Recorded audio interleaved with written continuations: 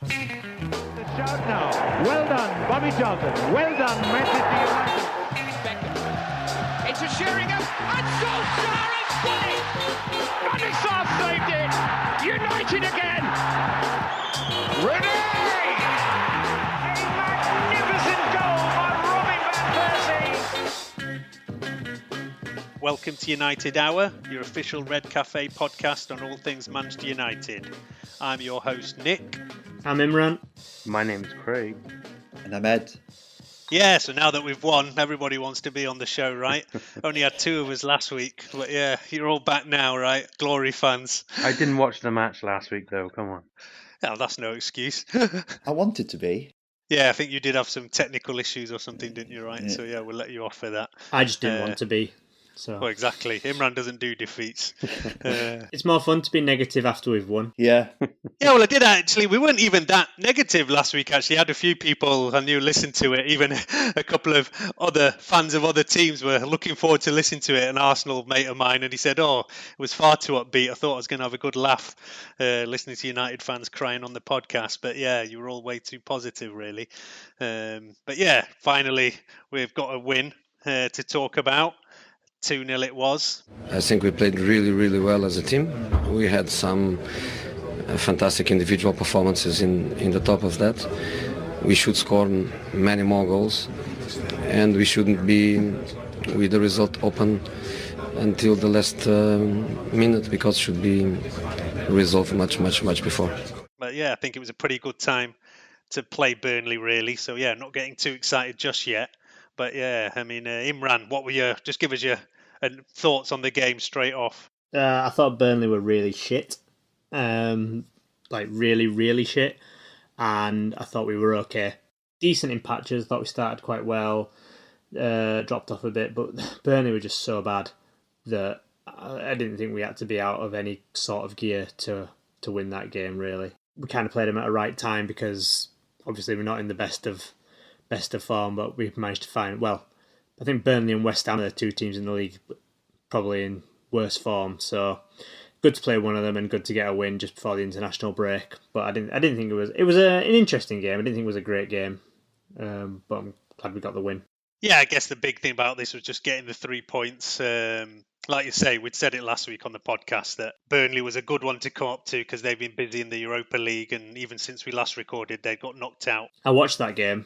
They just couldn't score. They had about 5 or 6 clear-cut chances, and they just couldn't score a goal. So after watching that game, I was pretty confident that we win. And they actually rested quite a few players in that game. Like Tarkowski didn't play, Chris Wood didn't play up front. So they rested a few, and they just couldn't score a goal. So I don't think it was any surprise that they couldn't score against us either. Yeah, like I say, you don't have Burnley as the team who are free-flowing scoring or anything. It's always about their defensive and getting through that defensive line, really. I actually thought we did well. I was pleased at how we played, how we set up, like we talked about last week, saying, we went at Tottenham, didn't work out, and then it was going to be really interesting to see how we set up in the next game.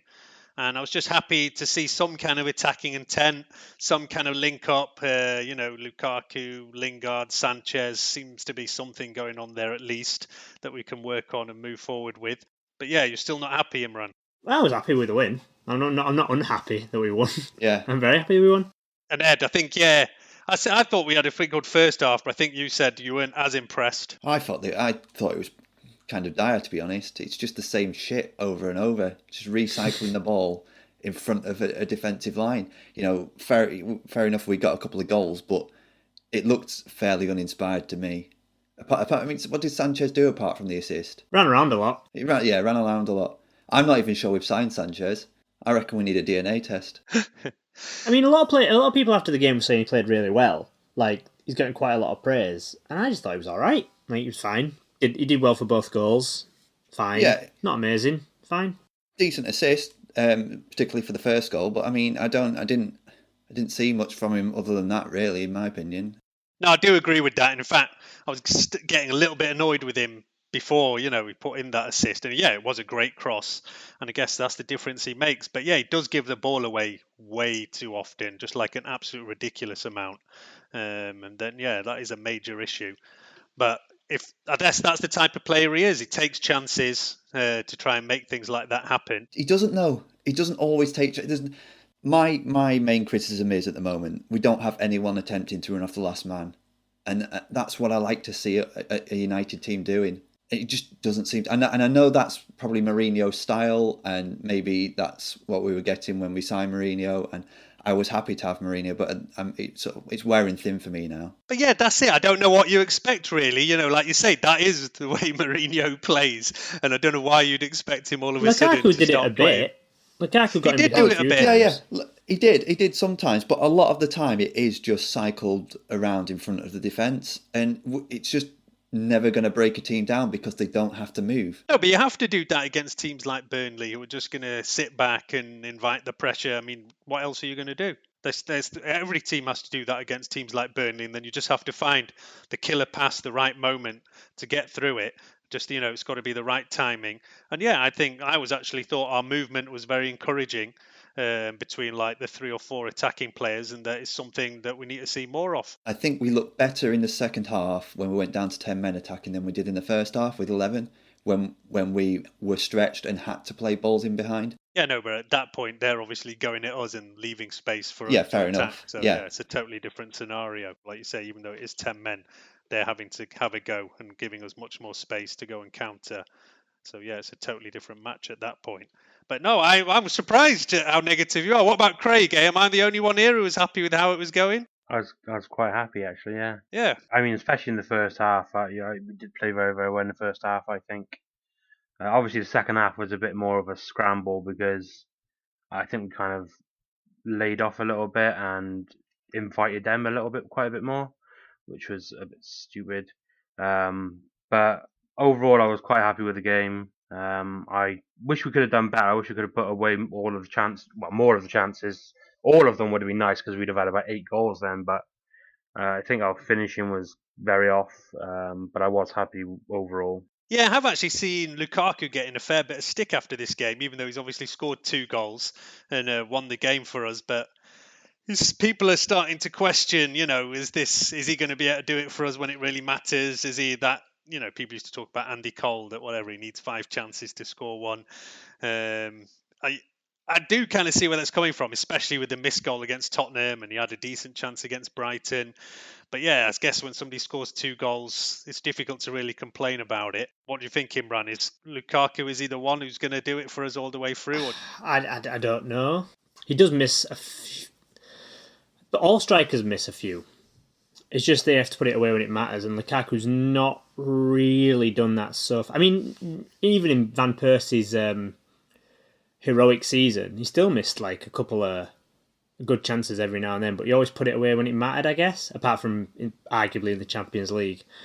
Obviously, I don't think Lukaku should aim to be Robin Van Persie, but he does need to start putting it away in games where it does matter, and that record against the top 6 always gets trotted out with Lukaku, and it's something he does have to address at some point. I'm happy he can put away teams like Burnley. I thought he played quite well. I thought he was one of our better players. On the defender's shoulder at the back post. Lukaku, brilliantly done. You can't say it's not deserved. They've dominated in every area of the pitch. And Burnley look at 6s and 7s. The defence were quite scared of him. Like, he had Ben Mee on toast. Ben Mee just had to get himself sent off a million times just to try and cope with him. Yeah, it was actually ridiculous that Ben Mee stayed on the pitch. I mean, there was at least one decent shout for a penalty, that ridiculous handball, which just wasn't seen at all. I don't know how he managed to stay on there, but he kept going in there. But I think the one thing Lukaku does do is that, we've talked about it several times, that he does really good work for the team. So even if his finishing is not the best, he still makes up for it with the other hard work he does here, there and everywhere. And it was actually interesting, didn't you see if you saw his post-match comments? I mean, this is relevant to exactly what you were just saying there, Ed. And he said, he said, people will see a different side of us. Everything we've been working on in the last couple of weeks is coming now. Quick passing, runs in behind, a lot of actions and a lot of chances. So as far as Lukaku thinks, he thinks, we are running in behind. We are doing the quick passing. So, yeah, I'm more than happy to be proven wrong. It's what I want to see. So if it happens, yeah, brilliant. Yeah, there was the first signs of it in the last couple of games. But yeah, the one question I would ask is, why has it taken a year and whatever for them to work on these kind of things? They're talking if it's like a new thing they've been working on, to be quick passing, running in behind, trying to make chances. And we're like, well, Lukaku's been there for more than a year now. And how come it's taken that long for us to be addressing that kind of thing? That is the big question mark. I assumed he said it like tongue-in-cheek. Was it not tongue-in-cheek? Did he say it seriously? I don't know. I think he was actually serious. He was talking about, look, these are the things we've been focusing on in the past couple of weeks, when people have been getting on our backs. And now, we're getting the reward from it. I don't think he was tongue-in-cheek at all. I think he was actually serious. Next week we'll work on shooting and then heading. That was mean. It was like, for me, it's a bit bizarre to come and talk about, like, this is the new thing we're doing all of a sudden, like it's a revelation. Well, hang on, you say that, but Pep will be sat there going, Jesus Christ, lads. United are working on this quick passing thing. We've got to get on this. Exactly. But look, all right. Lukaku was given man of the match, but I think, like you say, some of those missed chances and all, we still got to see where he goes with that. But the one that Mourinho really picked out, and Craig's favourite player for sure, Marouane Fellaini.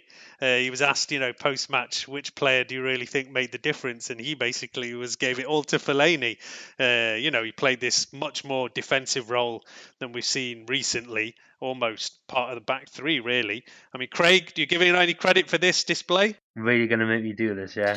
Yeah. You've been the most critical. I remember you were posting out on Twitter this summer when you thought he was going and you'd already started a celebration party. And you were the most gutted of everybody when he stayed. Yeah, I was. I actually think he did really well yesterday, and it makes me physically sick to say it, to be honest. But I think he did very well. I mean, the fact that I didn't really notice him much kind of says everything, because when you do notice him, it's usually because he's making mistakes or something. But yeah, you must have noticed him absolutely beasting their, big man up front who normally has caused us trouble before, and clearing plenty of headers out, and that's what Burnley are all about. And I guess that's why he's being going to start here, because we know Burnley are going to be sending in crosses, and it's all about nullifying their aerial threat, basically. And I thought he did well, sat in there right in front of the team. I don't think he's played that kind of position for us before. Matic has played there for us before. He did under Moyes when he first came. He did a bit of defensive midfielding, and he was pretty crap at it. This is probably the best I've seen him play in that position. But I will caveat that with Burnley were dire. So I thought he was really good. He was good on the turn, quite technically very sound, and won everything that you'd expect him to win. But it was Burnley. So I guess you can only praise him for the game that he played in, and he played well, but I don't know if he can do it against a bigger side, because he has played there before and he's not been amazing. Well, it was a bit different this time, though. He was in between the middle centre-back and a midfielder, so he sort of transitioned between the two, and I thought he actually did it quite flawlessly, to be honest. Yeah. He had 100% tackling rate as well, didn't he? It probably helped that he also had Matic with him, who is... Because I think last time he did it, he was meant to be the only DM in the side, but obviously Matic is there, which probably helps him out a lot. I was just looking at his stats, actually. Like you say, he actually had the best passing accuracy for us in the whole team, 92%. So, not giving the ball away. 7 aerials, 1. Like you say, Craig, plenty of challenges in there. So, maybe this is a new role for him to come in there. We'll have to see how he goes with that. Any other players you were happy with the performance from? Who do you think was our man of the match? Did you give it to Lukaku, Imran, or somebody else? I think on the forum I actually gave it to Fellaini for some reason, but Lukaku was probably man of the match. I don't even think... I think saying that he missed chances in this game was a bit harsh as well. Like, he had the ones with one-on-ones with Hart, but Hart actually did quite well to smother him quickly. So I didn't think they were as anywhere near Tottenham bad levels of miss. And then the one where me just climbs on his back, I cannot believe that anyone's questioning that isn't a penalty. I watched Match of the Day 2 last night, and they were just saying, "Oh, great defending from me to put him off." Yeah, he obviously put him off. He jumped on his back. Yeah. Absolutely bizarre. If that was Hazard or Salah, ride. it's a penalty every time, and everyone's like, "Yeah, that's definitely a penalty." He just jumped on him. No wonder he missed. Ridiculous. And I don't even think it's a problem that he took it round Hart, because I reckon players don't often take it around the keeper enough. Hazard scores tons of goals that way, so good on him for taking it around him, and it's not his fault that Ben Mee decides to foul him, basically. No, yeah, I totally agree with you there. And I was surprised not more was made from it, like you say, in post-match commentary and analysis of this game, that they just brushed over that. Should we talk about the ref? The ref was shit. Yeah, Yeah, and funnily shocking, enough, absolutely shocking. I mean, up until our penalty, he was quite good, but it's just after that Bottled it. he seemed to like give everything to them, like, and just ignore loads of stuff, which is ridiculous. I mean, the Bardsley incident in particular should have been a red card. I mean, he gave him a yellow, which he acknowledged that he did lash out, and that is violent conduct, so that should be an automatic red. He absolutely fucked it up big time after that. It's like he didn't want to appear biased towards us after he gave us a penalty, so he had to just like let everything go for them. You know, it was ridiculous, especially like with the handball as well, which stopped the clear-cut chance. That was absolute bullshit. It's just blatant as well. Like, he's looking right at it. Well, I think someone said on the commentary he was too busy looking at the incident with Pogba and someone else. In which case I asked, what is he looking at that incident for? Why is he not following the ball when the ball's breaking and like on the edge of the area? And it's not even anywhere near accidental. Like, he just scoops the ball away. Yeah. I think at that point Ben Mee thought he could do whatever he fucking wants. Just, yeah, I'll bat this away. Next I'll go headbutt Marcus Rashford again, and Rashford can get sent off again.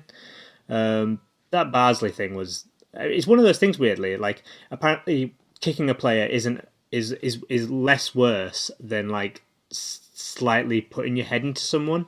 It's one of those weird football conundrums. I can only assume that the referee's saying that he's not seen that kick out from Bardsley. He can't have seen that. He must have done. Given. What else gave he him a booked him yellow for? I thought he's giving him a yellow card just for, I don't know, a bit of argy-bargy then with Rashford afterwards. But you can't. That's even worse refereeing them, because you can't just book someone arbitrarily for, well, I think he might have done something. Ultimately, he put his head into Rashford's face as well. Yeah, exactly. It was 50-50. So if you saw that... that's what I thought he was getting the yellow for, exactly. Yeah. But yeah, I mean, Rashford is naive, like as everybody said, but like, you know, when you're Rashford. young like that, you can kind of, it is stupid, and he's acknowledged it, so there's not really much more you can say on that. Rashford did a little bit at least for winning the penalty for us.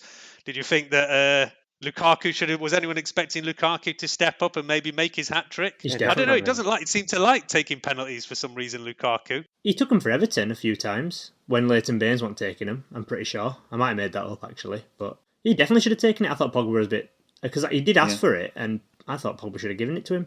I mean, I've actually pissed me off. Like, Pogba should have like gone up to him and just given him the ball and said, "Listen, you're on a hat trick. This is for you. Take it." And then he goes and does that stupid 10-minute run up, and he still fucks it up. It really pissed me off. Like, if he scored, it still would have been bad for not giving him to Lukaku, but it wouldn't be as bad. But the fact he fucked it up, Jesus Christ. It was a poor penalty as well. Yeah, really poor. If he didn't do the run up, it'd be better as well. It's the stupid. That's worse than that fucking Zaza run up from the World Cup or Euros or whatever. You know.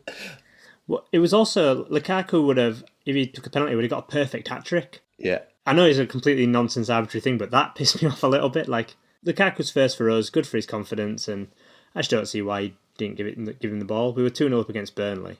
Like, I know, I guess, the argument is, if you don't score it, then, and Burnley come back into the game, then it's a problem. But really, were Burnley ever going to come back into that game? Even with 10 men, I had no fears that Burnley were ever going to come back into it. They were too bad.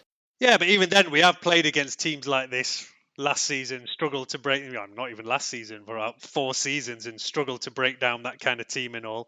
So yeah, like you say, or maybe my kind of expectation has fallen so much that I'm just that much happier to get 3 points out of this game finally, and first clean sheet of the season as well. It's not normally 4 games in that we get a clean sheet. Yeah. I think there was so many talking points this game. The only other thing that briefly wanted to talk about was there was a plane flown over pre-match, right? Did you all see this? I saw the picture of it, but not the actual plane itself. Yeah, I mean, I'd heard about this kind of in the papers and forums, whatever, a couple of weeks before. Still find it all a little bit bizarre. But yeah, especially, what was it? Ed Woodward, specialist in failure. I think that's a Mourinho quote from a couple of years ago. aimed at Wenger, I think it was it? Yeah, 3 Yeah. years back or whatever. But yeah, it is interesting. I don't know where this has come from either, because normally in the past, I remember the Moyes banner, and there was a big kind of online campaign, and I saw it was started, I think, from one of the fanzines at the time, and everybody kind of knew about it, chipped in. Whereas this one, I don't really understand where it's come from all of a sudden. It was credited to some kind of fans group that I'd never heard of before, called A Voice from the Terrace. And as far as I can see, they've just got one kind of Twitter account that had been set up about a month ago. So yeah, slightly weird. I don't know what's going on there, if there's something else going on in the background somewhere. It's probably but yeah, Mourinho. It's probably Yeah, Jose. yeah, well, yeah. it has been mentioned. It has been mentioned, and especially when I first saw any mention of this, it was told that it was going to be some kind of anti-Glazer banner with the whole "Love United, Hate Glazer" kind of campaign getting back a push. But yeah, it's interesting how the fans and everybody seem to be backing kind of Mourinho at the current, and all the flack more seems to be going towards Woodward and the Glazers and all that.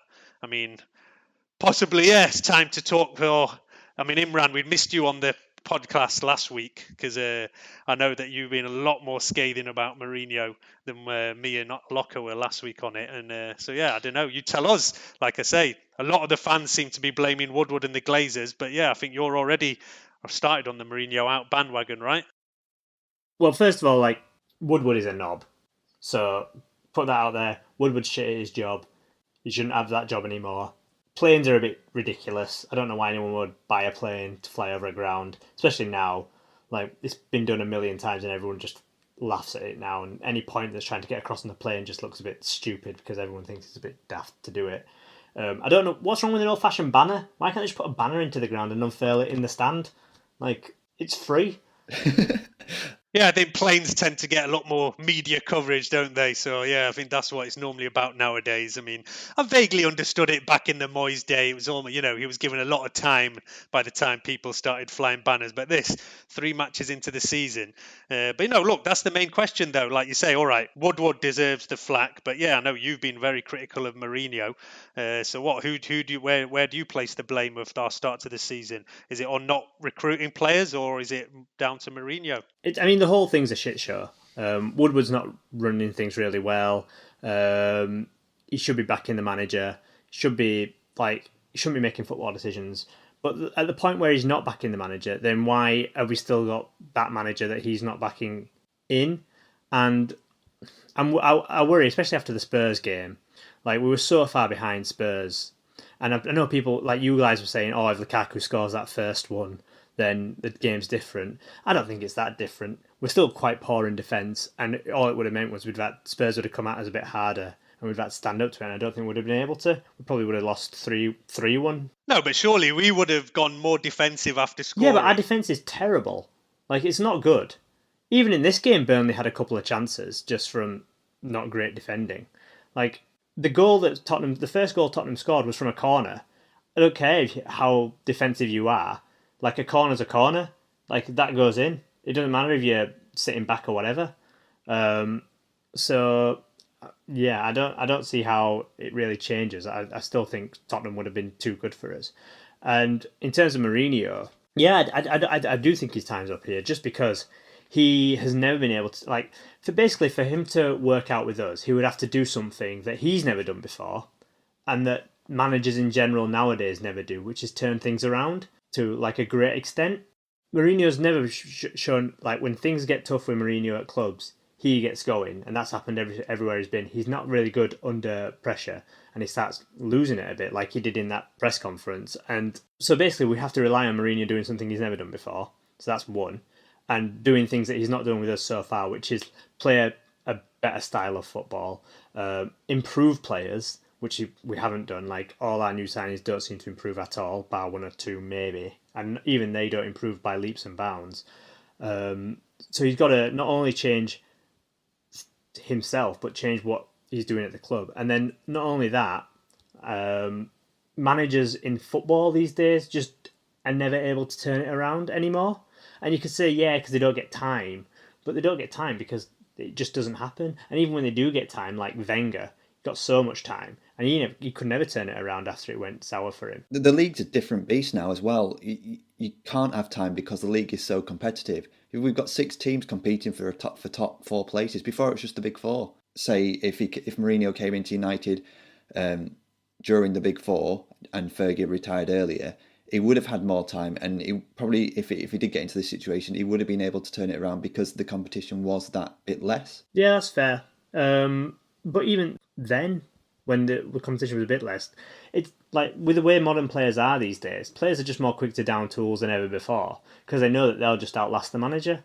We've seen it with Mourinho at Chelsea. They all just like, well, we can do whatever and we'll be all right because the manager will go. And that's the modern day player is more like that than ever before. Yeah, but I don't see any signs that the players are stopping playing for Mourinho or that there's much of an issue in the squad. There might be a couple of players, Martial, Pogba, I don't know. But the most part, I see that the players are behind him, buying into whatever he's telling them, and are still ready to play for him. So I don't see what you're talking about, that the players are, down in tools. And for me, it's crazy to be talking 3-4 matches into a season. I mean, are you saying that you would fire Mourinho right now if you were Ed Woodward? Well, not right now. He's just won a game. But you started saying it last week. I would have done after the Spurs game. What, 3 matches into a season? Yeah, because I just don't think he's the right person. What's the point hanging around? Like, I generally think that when we come up against Chelsea in a couple of weeks away, we'll lose that game and we'll be right back to talking about what we are now. Like, yeah. If I don't think he's the right person, and I could be wrong, ultimately, but I personally do not think Mourinho is the right person to lead the club, especially under the current regime. And I also don't think Woodward's the right person to be where he is. I think we need a complete overhaul. And yeah, like you could say, we should hang around because maybe it'll get better. But if I don't think it will, and that's my opinion, then what's the point? Yeah, but don't you think that it'll be way more destabilising to actually go and change now after, if he's worked with players for a couple of years, he's, got a lot of the squad. Obviously, he hasn't got all the players and squad that he wants, but he's got to be at least part of the way to whatever he's aiming to get to. And then otherwise you start from scratch again. We were saying 20 minutes ago, why are we only just deciding to play quick passes? Why are we only just working on that in training?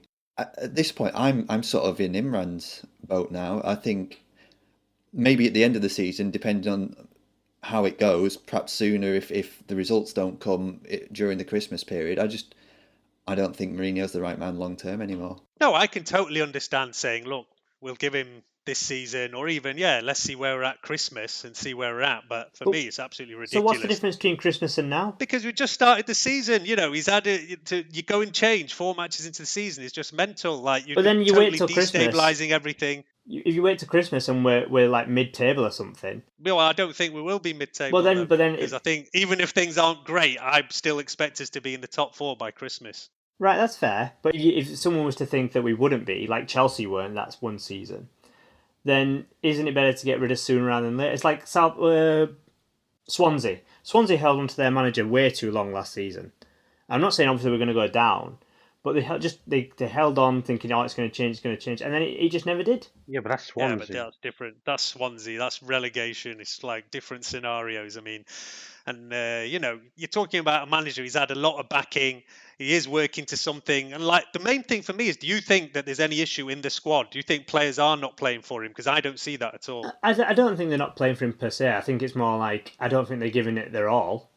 I don't think anyone, like the idea of downing tools, I think it's like, I don't think anyone just like goes out to not win a football game, obviously. No, but I think that a couple of years ago at Chelsea, we did see what you're talking about, where the players really were not performing for him. There was obviously some massive issue internally in that camp where there was fallouts here, there and everywhere, and it was just plain to see. And they were, I don't know, Chelsea were like 10th or something. So then you can understand. But, at the moment, for us, we're nowhere near that place yet. It's more like the players go out there with whatever game plan it is. And then, like, when it doesn't start to work, they're just like, what are we doing here? And, like, they just kind of lose it a bit. And there's very little organisation to our play, especially when things go wrong. And it's there when, in those moments where things go wrong, where it looks like our players are like, they don't believe in the system, they don't believe in what they're actually doing out there. I'm not sure about that. I don't see that at all. I mean, against Spurs, against Spurs, when we as soon as we went down, did it not all fall apart? Oh, for 1 minute though, not. No, yeah. Look, we've talked about this on a couple of things that we've too many times we've conceded 2 goals in quick succession.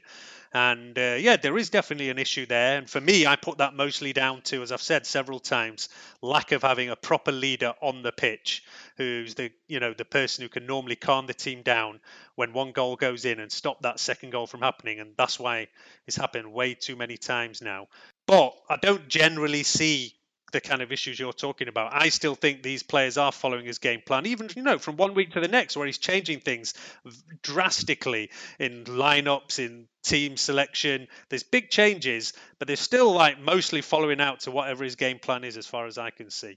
I just don't think we're anywhere near that kind of problem level that you're talking at. Yeah, I agree. I don't think that players are downing tools. I think maybe one or two, maybe Martial's perhaps giving up hope of ever playing for United long term. And I think there maybe is a rift between Mourinho and Pogba, but I think it's more of creative differences, as you say. When we start playing better as a team, that will quiet down a lot. I do actually find it's a bit ironic that I seem to be the one who's the most defending Mourinho, because I never wanted him in the first place. And it was actually like, I remember even the pre-season when we bought Pogba and all that, I was the only one who was a little bit negative about it all and was not that happy about all the things, whereas everybody else thought we were ready for a title challenge at that point. And then all of a sudden, there seems to be a massive role reversal here. I can't actually remember back, Imran. Were you pretty pro Mourinho when we were first talking about getting him in? Yeah, I was very pro Mourinho back then, just because he'd always won a title wherever he'd been, and he was the best around that was available to us. So I was pro Mourinho back then, but the more it's gone on, the more I just don't think that he's the right man for us. And I guess maybe the whole third season meltdown is kind of playing on my mind as well. Like, it's happened everywhere bar Inter Milan, pretty much. So, and obviously it's happened for a reason at all these clubs. And yeah, it might not happen here, but it is playing on my mind. For me, before Christmas, unless we're like literally losing like 5-6 matches in a row, I wouldn't even look at getting rid of a manager. That was even when Moyes came in. And again, that was somebody that I never wanted to be in charge of our club. But I still said, look, give the guy till Christmas. Well, now he's here, and let's see what he can do. You never know. For me, that's always a scenario. I'm never going to talk about getting rid of somebody so early in the season. And then the question is, anyway, where do you go from Mourinho? Who do you want to come in? Zidane's linked. Graham Souness. He'd love it. Yeah. Yeah, if anybody's not seen that, check out Twitter for Souness having a go at Pogba yet again. He's definitely got it in for him somewhere over there. I mean, have you seen his stepdaughter though? Graham Souness' stepdaughter is quite attractive, so Pogba's clearly been there. All right. No, yeah, I've not seen his stepdaughter. If you want to post up in the thread so we can all have a look at Graham Souness' stepdaughter. Well, yeah. See what's going on there, but yeah, that's the other question, Imran. Where would you go from Mourinho? Who do you think is going to sort this out? Is it Zidane? I'm not going to turn my nose up at Zinedine Zidane after he's just won 3 Champions Leagues. I mean, that's the kind of conversation you get to once he's gone. I mean, ideally, I'd probably go for, in an ideal world, I'd say Pochettino. Not that he would probably come to us, I don't think. He might do, because I don't think he likes Levy at all. And I think he gets a bit annoyed at the lack of spending that Spurs do. So that would be in my ideal world. But yeah, like, you can't turn your nose up at Zidane, can you? Well, I don't know. I actually think it would be a massive gamble. Like Zidane, he was Real Madrid for years as a player, then ends up in the coaching staff and ended up just taking over a squad by kind of default without having had a full managerial job before. And yeah, obviously he's done amazingly to go and win triple Champions League, but I don't know how much of that was down to a squad he already had, and I don't know how much difference he's actually made there. For him to come into a league he doesn't know. I'm not sure how much English he even speaks. I've never seen him talking English in interviews and things like that. So I don't know. For me, people obviously talk about him as a great name, but yeah, it's a massive gamble for me. And as opposed to somebody who's tried and tested in the Premier League, knows the players, knows the league, I think to talk about getting rid of somebody a few matches in and changing to something like that is just such a huge gamble. Pochettino, that's a totally different scenario. I mean, I always said that he was my first choice when we got Mourinho, and yeah, I would still love to see him in charge of our club one day. But yeah, I wouldn't expect to see it happen anytime soon, to be honest. Madrid weren't so hot in the league, though, were they? No, And yeah, but It wasn't the only thing they won the Champions League those seasons, and which is no mean feat. But if we want to win the league, surely we want a manager who is capable of winning a league. And I mean, I say that, but Pochettino hasn't won a league, has he? And No. I'd happily have him now.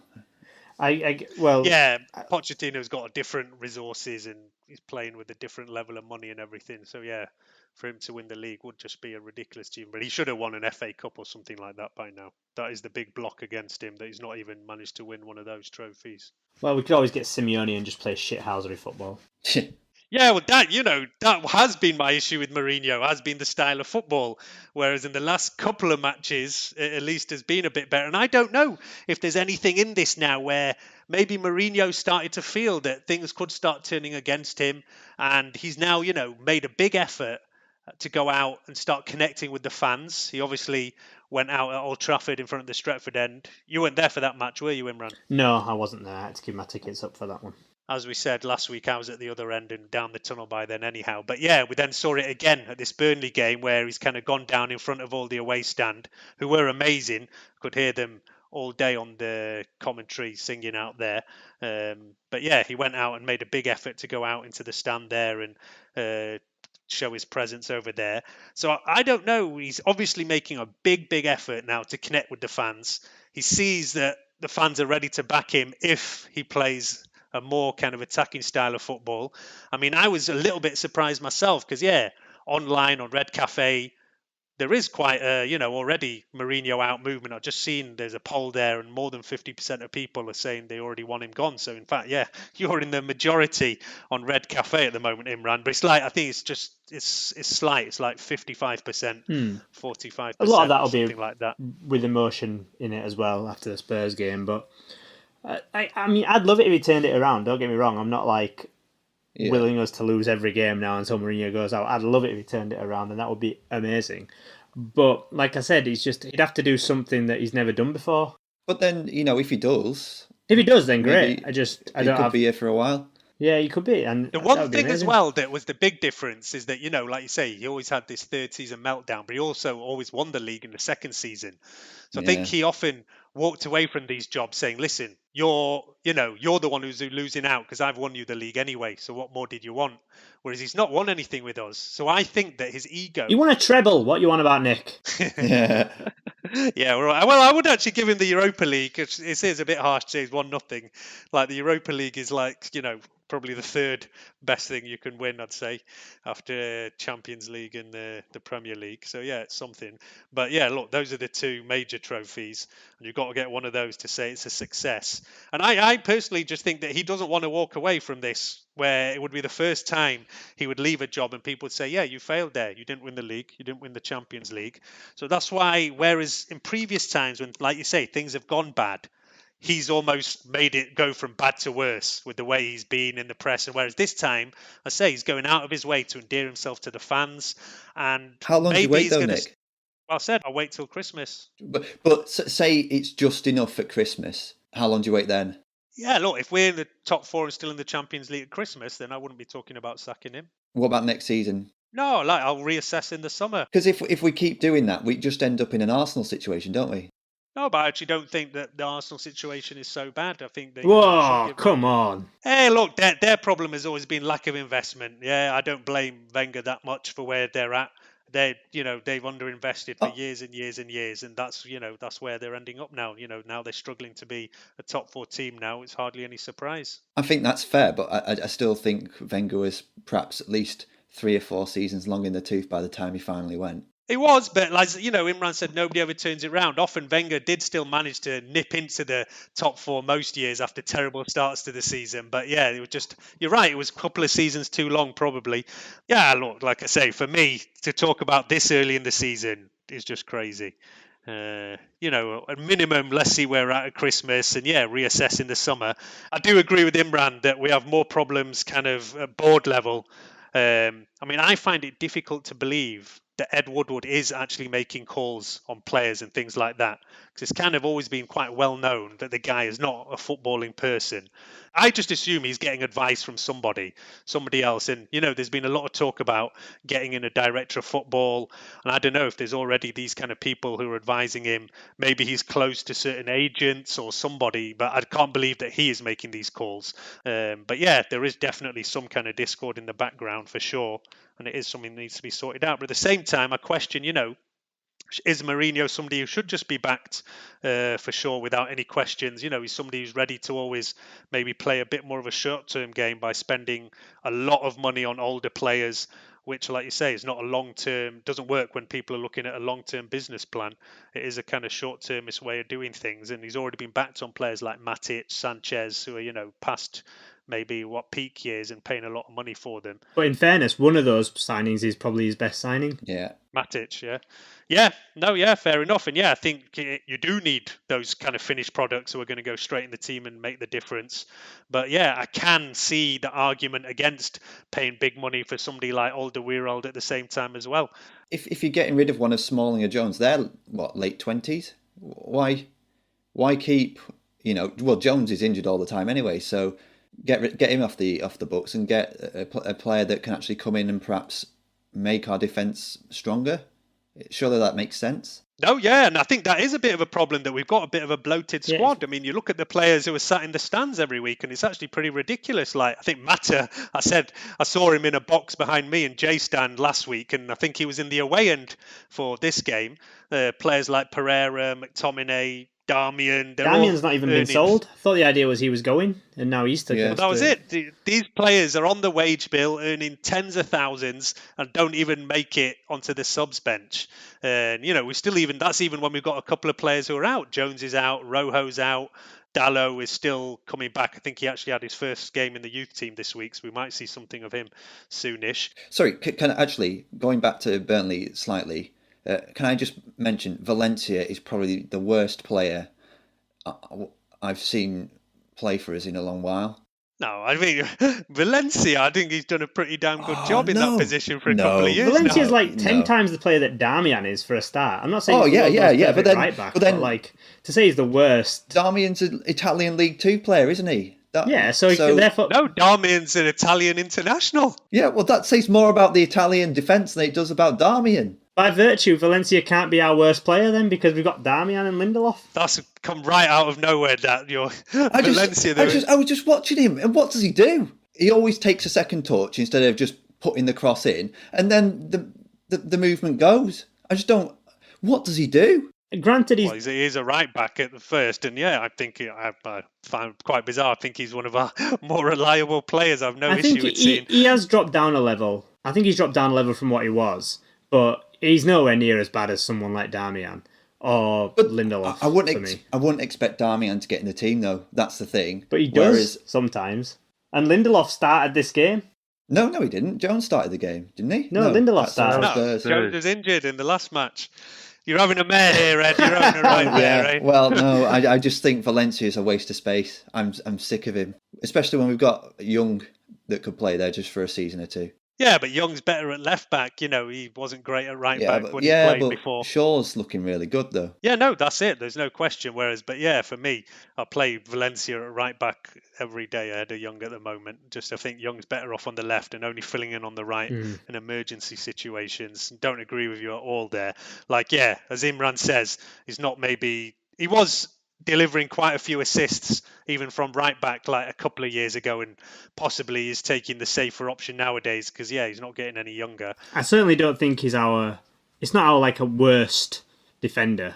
Like we've got more problems in the centre than we do with him at right back. Probably, but I just find him so frustrating. That's fair. Well, he's not losing the ball or anything. Yeah, you might say that he's been a little bit negative and is coming back inside every time. But yeah, he's hardly giving the ball away, and he's still doing a pretty decent defensive shift, which is his primary job after all. Well, it's not. We should definitely be looking to upgrade. And I don't really know why Fosu Mensah couldn't have made a push to be our starting right back. But yeah, what are you going to do? Yeah, well, like I say, this Dallo now has come back from injury, had his first minutes. He's still pretty young, but I think people were saying he had a damn good performance for the under-23s the other day. So yeah, I assume we'll see him in some cup game or something sooner or later and see if he is one for the future, or if we're going to expect him to be involved more regularly as this season goes on. I think he is being earmarked to be Valencia's successor. That's the only reason I can see that Fosu Mensah went out on loan. I mean, I said the same, Imran, at the start. I couldn't understand why we've kept Darmian and sent Fosu Mensah away. That just didn't make any sense to me at all. But at the same time, like I say, we've got so many players who are not getting any minutes, like Pereira, McTominay's, young players who aren't even getting on the bench. That, yeah, you can kind of say maybe they are better off going out on loan and at least playing every week. People that knows me, they like me. You don't like me because you don't know me. I didn't say that. Yeah, the majority of you. So, all right, yeah, we're kind of seeing where we're at on the whole Mourinho thing. I think the only one, actually, Craig, you were like the most positive and most defensive of Mourinho this summer when everybody was getting quite negative and focusing on his comments and everything. So where are you on Mourinho right now? I'm kind of lying in the same boat as you, where I'd like to give him more time, like until Christmas or something, because yeah, maybe he hasn't turned it around before, but I do think that he's capable of building strong teams that can go on to have success once he's gone. Because I was looking at his record before, and once he leaves the club, the teams do quite well. They usually win and stuff. Because that's what he's good at. He's good at building.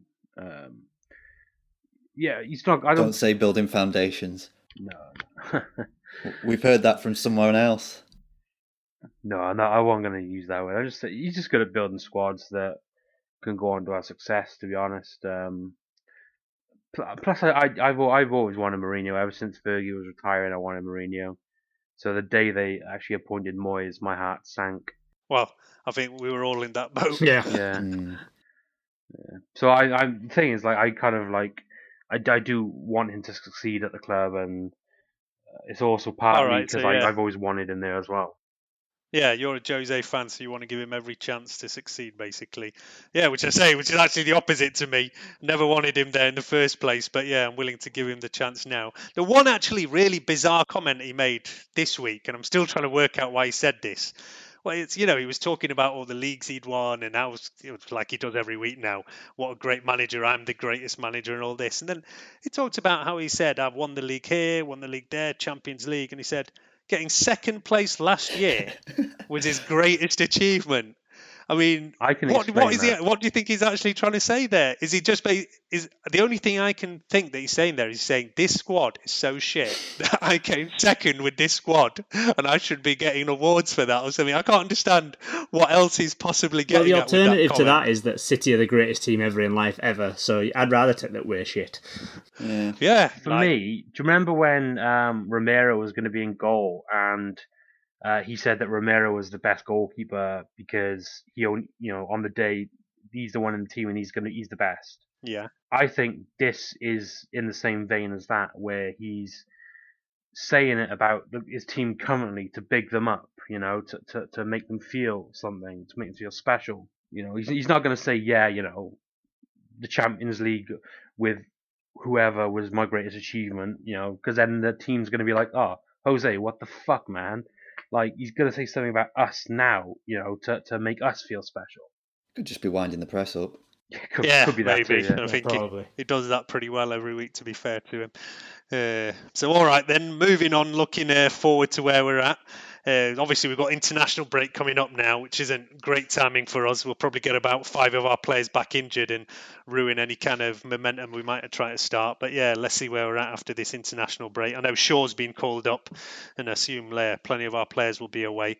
But yeah, looking forward after that, we're going to go away to Vicarage Road to face 100% record Watford, one of only 3 teams this year at the moment, Liverpool, Chelsea and Watford riding high at the top of the league. I think, Craig, you've been having a look at our record with them recently, right? How have Watford managed to get 4 wins out of 4 this year? In another world, they'd be top of the league right now, and it'd be hilarious if they actually ended up winning the league. Unfortunately, though, 2 of the teams they did beat, Brighton and Spurs, and they're the teams that basically fucked us big time. Although they've only had 1 clean sheet in those games, so not that defensively sound. And last season they won 11, so they're already over a third of the way there. I'm quite surprised they're doing so well. Like, I didn't expect them to beat Spurs at all. I really thought Spurs, after beating us so badly, would go on to wreck them. So for them to actually beat them is very surprising. Although in the last 15 games we've played against them, we've actually beaten them 14 times. Whoa. So that's quite good. Obviously the one loss was the 3-1 when Deeney got 2 goals and he had the penalty at the end. Yeah. Which is actually a game I bet on Man U to win. So I think I was to blame for the loss. Because it was like only my second bet ever in history.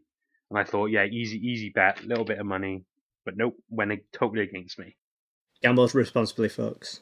Exactly, yeah. But funnily enough, Pereira is actually one of the top point scorers in fantasy football right now as well. Yeah, I'd actually been having a look at him. Yeah, he's quite a good midfield option, isn't he? Argentine international, started the season really well. Filling the void that Richarlison left. Yeah, exactly. And in fact, I've actually got Will Hughes in my fantasy squad at the moment, who's not doing too badly, but yeah, not delivered as much as Pereira. So yeah, they've got some interesting kind of attacking midfielders there, and I guess Deeney's doing the work up front. We've got Gray up there as well, and I heard somebody on TalkSport the other day who was like upset about the fact that Gray hasn't been picked for England, and I was like, what? He's barely even managed to score like a couple of Premier League goals in 2 seasons he's been there, and somebody thinks he should be playing for England now, as if we should be giving everybody a random go up there. But yeah, look, something's working for them. The one thing I'd say for Watford is they seem to have a good record in picking out managers, really, because they had Silva there, who was doing well for them, but then, seemed to fall apart after that Everton interest and ended up leaving them. And then, they've picked out this Javier Garcia out of kind of nowhere, really. Bought him back from, I think, Ruben Kazan after he'd had quite a decent record in Spain before that. But no, he's doing damn well for them at the moment. But yeah, look, you'd say that hopefully it's something we should be seeing to go and win over there away.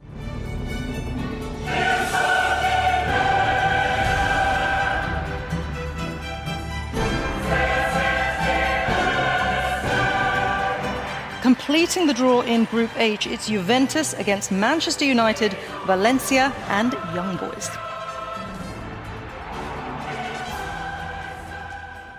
But yeah, straight after the Watford game, we then got Champions League action back in. First match up is the Young Boys of Bern away in Switzerland. I think, Ed, you'd been having a look at these Young Boys, right? Hope you hadn't spent too much time Googling Young Boys, because, you might have a bit of an issue with the pedo squad coming We'll round. have Colm knocking on his door next week.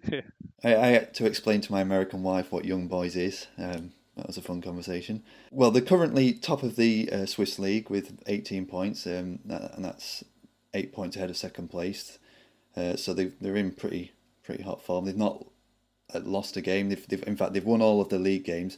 The only draw they've had was actually against Dynamo Zagreb in their first Champions League qualifier game at home, and then they won 2-1 away. So that's how they got into the group stage. And then they play FC Schaffhausen next. That's in the Swiss League Cup, so that's 4 days before us. Hopefully that tires them out a bit. They had to go to extra time in their last cup game. Yeah, I think they're actually surprise champions, right? Yeah. It's been 32 years. Normally we're used to seeing Basel in the group stage. But yeah, Young Boys. And first time they're in the group stage. I think we were trying to look at if we've ever played them before, and as far as we can tell, no, we've not. I think we all thought we had, because we recognise the name, but it doesn't seem as though we have. But they are actually in scoring form. I think they've got a goal difference of plus 15 or something like that. So they're scoring quite a lot so far. So yeah, prepared to get dicked. Yeah, well, I think when the draw came out, you said you thought we were going to end up in the Europa League. What, you think we're going to... Yeah, of course we are. So what, we're finishing third behind Young Boys and Juventus? No, Valencia and Juventus. So what, you seriously think we're not going to get out of this group? I'm not holding my breath. We probably will, but nothing surprises me these days. I've learned. Come on, we're getting out of this group, no problem. we were beating Severe, no problem last season. Yeah, no, but we got out of the group. Yeah, but I mean, we were raring to go. We were champing at the bit, and then Sevilla just dominated us. That was more to Yeah, do with yeah, no, negative tactics than anything, though. Like, Yeah, I know. Mourinho But severely underestimated them. I don't think you can underestimate Valencia this time. Or, I mean, and Juventus, he kind of knows what they're about anyway. And I'm not sure whether he likes to Google young boys himself. So I'm not well, sure if he knows them or not. it's the young boys you need to worry about. Exactly, yeah. They'd be on Pornhub the week after Manchester United fucked by young boys. Oh God. Yeah, too much comedy material to be had from this. But yeah, I think that's why we all thought we'd played them before, because I'm sure I'd heard all these jokes before. But yeah, I saw that they did lose to Tottenham in a Champions League qualifying game a few years ago, so maybe it was at that point that we had all these jokes going around. Yeah, it's the obvious things. But yeah, it should be our easiest away game on paper anyway, going out there. And it'll probably be, I think it'll be the least popular away trip for all the fans who do go out Euro away, and I think most of them are pretty happy with this draw because, yeah, trips out to Juventus. It's been a while since we played them, and I think it'll be a pre-Christmas trip to sunny Spain. I think people will end up in Benidorm or something like that pre-match. So yeah, it'll be definitely a popular one for the lads who like to go away there. I fortunately won't be making any of these, as I've not done for a while now. I'm blaming my daughter for that, but yeah, one day maybe I'll get back on the Euro away train again, but yeah, not for a while. But yeah, I'm looking quite excited to see Juventus come back, yes, because it's those big Champions League nights that you want, and even though we were back in it last year, we didn't really have any of those big matchups. You must be looking up for that as well, right, Imran, to have those big nights back again? Yeah, Juventus at home is going to be cracking, and that's what I would have hated if we'd got who were I think Moscow were the crap team in pot one. Yeah, Locomotive. Yeah, I'd have hated if we got them. Like, you got all these. Champions League's all about. You just want a big team at home, and we kind of missed out on that last year a little bit. Yeah, some people were complaining, saying, "Oh, we got a bad draw, or whatever." But no, these are the matches we want to see. Like you say, we don't want to be playing Locomotive. And I don't want an easy group just to get knocked out by Sevilla again. I'd rather get Juventus at home in the group stage, so we can have a big game, and then we can actually see some quality football, hopefully, and Valencia as well. Good, strong team. Be good to see him at Old Trafford. So I'm really look forward to the ties, actually. Yeah, I mean, Valencia perhaps not as strong as they were, 10 years ago or something, but still they're definitely not going to be easy for us, especially after, like we say, the Sevilla experience last year. I think that, I don't want to jinx it, but I actually think that we can have a pretty good run in the Champions League this year. Right, because I'm already writing off the league. So I just think Mourinho is going to focus on this, right? And yeah, he's got a damn good record in it with teams and squads that are nowhere near as good as ours. So I don't see why not. So what you just said is we said that last we're going season. to win the Champions League, Nick. I did say we're going to win it. I'll be happy even just to get to the semi-finals. You said it. We'll remind you of this when we get knocked out in the second round by I don't know, random team number 5. We'll remind you of this. Midtjylland or something. Are they in it? Probably. Nah. No, I'd see even getting semi-final would be a success for me, and final would be a great thing even if we lost it. And I look, like I say, for me, Mourinho, he is a cut manager with a pedigree for these kind of things. And now our bad start. The only thing is that actually, City have not obviously had the start to the season they had last year. Tottenham have already lost. All right, Liverpool and Chelsea have got 100% records this year. But I don't think we're going to have anything like City last year where somebody's just absolutely running away with it. So, yeah, even though we have had a couple of losses straight off, there's still plenty of time to go yet. And I think this year there'll be a lot of the top 6 beating each other, things like that. I think City as well will focus a bit more on the Champions League than they did last year, and maybe not be, I'm not going to say not be as interested in the Premier League, but I think Champions League will be his priority for sure this year. You might even see him resting players in Premier League games before those kind of matches. So yeah, look, there's still plenty to play for. Let's see where we can get after this international break. Yeah. Unless any of you guys have got anything to add to that, I think that's probably all we've got for now. I'll give you some. Can I give everyone some essential viewing for the week? Go on. So obviously we all know that Man City have that All or Nothing documentary. Don't watch it, but do watch episode 7 from about 10 minutes in, because episode 7 from about 10 minutes in focuses on the game we won 3-2 at City, and It's brilliant, basically. Before the game, you get City fans going, "Oh, I'd love it if we beat them. Oh, I've dreamed of this moment my entire life." Sorry, this is a really bad Manc accent. And then a really bad one. All giving it large. And then even at half-time, you got some City fans crying, literally crying, saying this is the best moment of their lives. Oh, it's wonderful. It's wonderful. Probably the best 10 minutes you'll see. Probably about 10, 20 minutes TV you'll see for ages. Highly recommend it. All right, yeah. Hopefully somebody can chop that out and just do a 10-minute YouTube of it, and we'll shove it in the thread or something. But yeah, we'll look out for that. And then after the game, they're all they're having a bit of a post-mortem in the dressing room, and I tell you, giving it large. Guess which City player is giving it large? Well, apart from Company because he's the captain, but guess. Nope. Silver. Fabian Delph. Oh, lovely. Yes. We've got to be better, lads. We've got to be better. Yeah, of course you do. You've got to be better, Delph. Flipping heck. Come on, Imran. You should be able to do a better Yorkshire accent. Seeing as you're from Yorkshire. That was my not. I can let you off the Manc accent. But Delph sounds like me. That was me speaking. He has literally the same voice as me. Yeah, that's what I was saying, and you're still trying to put on a different accent. Well, it's a bit more Bradford. So Bradford's a bit more like I'm from Bradford, innit, bruv. Nah, so that was a bit racist. Never mind. We should end it here. Now. Don't think we're going to get into the nuances of the different Yorkshire accents here right now. But yeah, fair enough. But all right, yeah, we'll look out for that. Yeah, that actually sounds like essential viewing, like you say. And yeah, Mourinho had made a few comments about that as well, right? And yeah, they're the kind of comments I want to see more from him from. Bantering the other team and everything. That's what we want more from him. So let's see where we go from that. Just before we finish off this show, I wanted to let all our listeners know that we've set up a Patreon page, which you can find at patreon.com/United Hour. If you don't know what Patreon is, then it's basically like crowdfunding for creatives, podcasts, blogs, writers, musicians, etc. This podcast started off as a bit of fun, but over time it's grown, and that means that the costs of producing and hosting it have gone up significantly, and that doesn't even take into account the time volunteered by our brilliant editing guys Dave and Andy. Regular listeners will know that we sold our souls and accepted some advertising cash last season to help out with the hosting costs, but ideally we'd prefer not to ruin the show with forced adverts, so we're deciding to give Patreon a try. So please do check out the website, patreon.com/United Hour, and if you like the show and want us to continue making it, then we appreciate any support you are willing to give. In return, we'll be able to commit to doing a more regular show, and hopefully a more professional one with better editing equipment and mics and that kind of thing.